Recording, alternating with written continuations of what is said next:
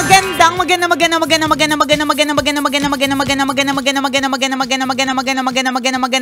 tanghali. Kumikinang na ulo, Diego Bandido.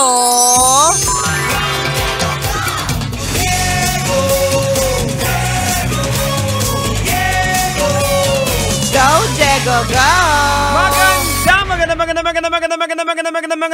Magandang tanghali. Kumikinang ina.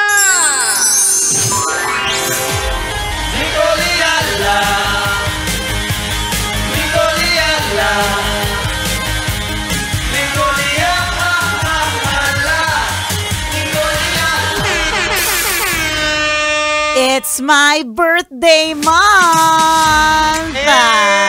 Hey! Sinasabi ko na po ng maaga! Baka naman! Mag-ipon na po kayo. Mag-ipon. Hindi naman kailangan mag-ipon, Jegs, kasi hindi naman ako choosy. Okay. Oo, basta galing sa puso. Ayan. Yang 10K mo, sure, why not? Sarap. Minimum 10K po. Kaya tama, ipon-ipon. Ayun. Ako, na-happy talaga ako kapag nag-uumpis na. Pag natapos na yung madilim na Halloween. Tapos yung malungkot na undas. Correct. Yan. Tapos ito na ngayon, November 3. Ibig sabihin na malapit na ang birthday ko at birthday mo. Ayan, oo. Ako diba? naman, December naman siya. So, alam na this. Maaga pa lang nagre-remind na. Oo, ayan. Oo. Hindi naman kami mga materialistic na mga tao. Hindi naman materialistic, diba? Pero kung pasasampal po kami ng 15K, 10K, okay lang. Kung gusto mo 18K na gold, why not? Yan, pwede. Grabe yung gold ngayon. Sobra ngayon. Ibang level. Kaya nga eh. Oo, pataas na ng pataas yung value. Kaya nga meron ako mga kaibigan na ngayon na sila bumibili ng gold. Kasi kasi sabi tataas na naman yung value. Oo. Mga ko, grabe, bongga. Tapos, meron tayong isang kasamaan dito sa Love Radio na umikot-ikot daw siya sa mga iba't ibang mga stores. At ang Mayet de la Rosa daw ang isa sa mga pinakamababa. Yan. O, diba? So, alam na namin. Mamayet! Oh, baka naman. Mayet! O, diba? Ay, nako, sa lahat ng mga kabisya natin na nagse-celebrate din ng kanilang mga birthday today, sa halip na mainis, magalit at mayamot kasi nadagdagan ka na naman ng edad. Correct. Lagi mong tatandaan, blessing yan. Blessing po yan. Magpasalamat ka. Ano gusto mo hanggang 22 ka lang? Kasi may mga nagreklamo, ano ba yan, nakakainis, 27 na ako. Tumatanda na ako, 27 na ako. O gusto mo sabihin, 20 pa hanggang 25 ka lang? Gusto mo? Tapos may mga tao na hindi nagre-reveal ng kanilang edad. Oo, halata naman sa mukha. Hindi nyo matatago yan.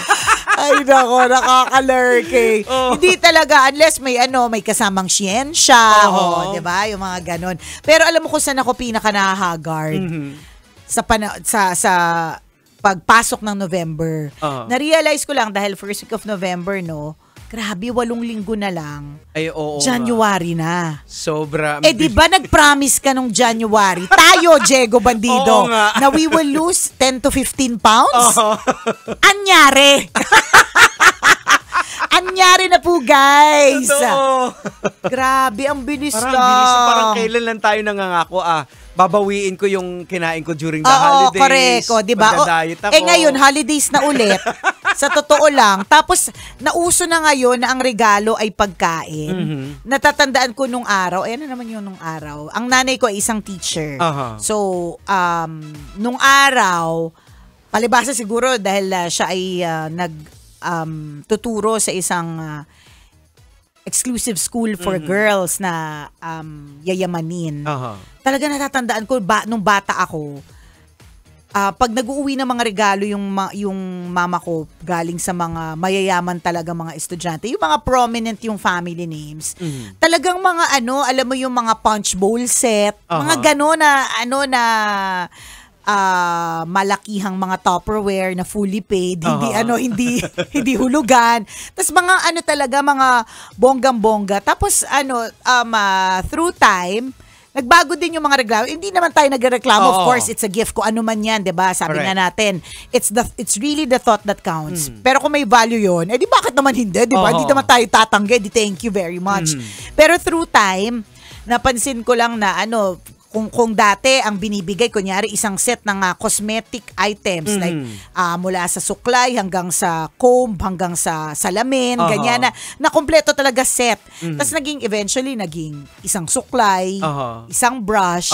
Tapos yun nga, eventually, nauso yung madami na nagbe-bake o marami ng negosyo ng mga small businesses na mga pagkain. Marami na ang nagregalo ng pagkain for Christmas or for holidays. Kaya lalong lumalaki yung mga tao. Kaya hindi nakakapag-diet. Tapos eto na naman. Kasi eto din ang nakikita ko kung bakit nag-switch siya ganun. Kasi dati, halimbawa, yung Tupperware, bihira ka lang makabili. Correct. Unlike ngayon. Doon lang sa agent. Oo, ayan, sa agent ka lang makakuha. Unlike ngayon, may mga Lazada na, may mga Shopee na, parang kung magre-regalo ako ng ganito, baka meron na siya. Tama. Unlike pag food, safe siya na regalo. Correct. Basic talaga. Pero siguraduhin nyo po na kung ang regalo nyo po ay food, wag nyo na pong balutin. Oo, wag nyo na pong babalutin. Or kung babalutin nyo, sabihin mo dun sa regaluhan mo na consumable ito. Ay, di, wag mo sabihin consumable, baka hindi na gets. Diba? Kasi minsan dati gets ko ano ibig sabihin ng consumable Sabihin mo sa kanya, pagkain yan, kailangan kainin agad. Tama. Kasi hindi na dapat, kunyari, tinapay. Babalutin mo pa ba yung tinapay? Huwag mo na balutin. Para ka nagbalot ng monoblock, halatang-halata, kaya pitchel. Binalot mo may pa. Paper bag, tapos may ribbon. Ayan, pwede na yan. Pwede na yun. So, wag na kasi may mga tao, katulad ko, Jegs, na hindi ako nagbubukas ng mga regalo kapag may nagbibigay sa akin before the 25th. So, kung ano man yung regalo, ilalagay ko lang lahat sa Christmas tree, sa ilalim. Minsan, January mo nabubuksan. Correct. Pagbukas mo, may amag. Totoo. Sayang lang. Pero dahil matibay naman ang sikmura ko, ako yun. Kinakain ko pa rin. Pero kasi ako yun.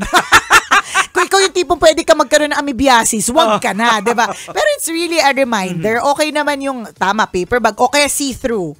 Yan. Na, kunyari box siya, pero may plastic transparent siya, see-through, para makikita na tinapay siya, cookie siya, cake siya. Tapos may ribbon na lang. May ribbon. Wag na wag po kayo magbabalot ng pagkain. O halimbawa, yung mga suman, ayan. O kunyari, suman, as is. Yan na yun. Kaya na lang na binigay ni sir sa atin. Diba? Ay, diba teacher ka? Ano na mga regalo ng mga estudyante ngayon? Tingnan mo, pagkain na siya eh. Ikaw lang ang nakita ko nireregaluhan ng mga pagkain na hindi tumataba. Nagda-drugs ka, no? Chares! Drugs agad? Uli! Hindi ko, chinika, nag-share. Hindi kasi tayo nag-share, Diego eh. Hindi kami nag-share. Kaya nasa amin napunta yung calories.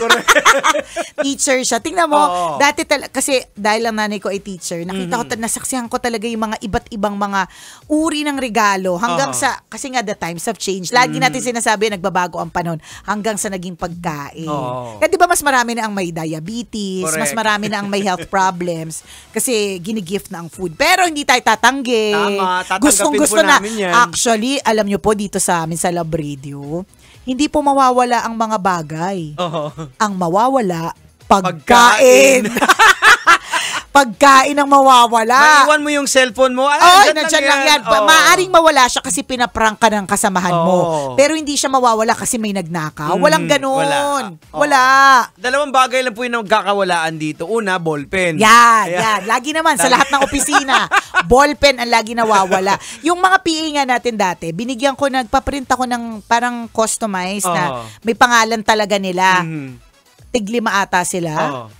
Ayun, nung isang araw, may ginagamit na naman siyang ibang ballpen. Sabi ko siguro nawala na. Kasi kahit may pangalan eh. Nawawala. So, ballpen ang nawawala. At pagkain. Pagkain. Yan, ganon. Kahit kuminsan nga, kahit may pangalan na eh. Sa akin dati may nakalimutan ako na pagkain ko, pero Diego, pagbalik ko, wala na. Huwag mo kasing nilalagay sa pantry. Kasi may general rule. Na kapag ka nasa pantry, for all. Wala na. Basta mga kabisyo ha, ano pa man ang mga kailangan nyo pong i-prepare. I hope, because nag-start na yung November, no?